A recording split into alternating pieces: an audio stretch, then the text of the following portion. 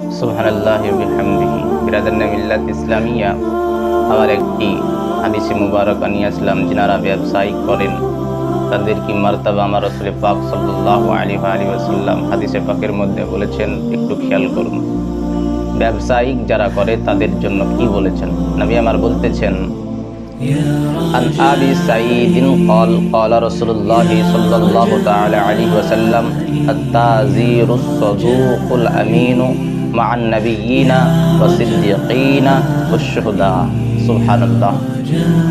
হযরত আবু সাঈদ রাদিয়াল্লাহু তাআলা আনহু, সাহাবী রাসূল, তিনি বলছেন, রাসূল করিম সাল্লাল্লাহু আলাইহি ওয়াসাল্লাম বলেছেন, যারা দিনদার এবং সত্যবাদী ব্যবসায়িক তাদের জন্য কি বলছেন, যে তিনারা নবীগণ, সিদ্দিকিন, শুহাদাইনদের সঙ্গে বা তিনাদের সাথী হবে। সুবহানাল্লাহি ওয়া বিহামদিহি।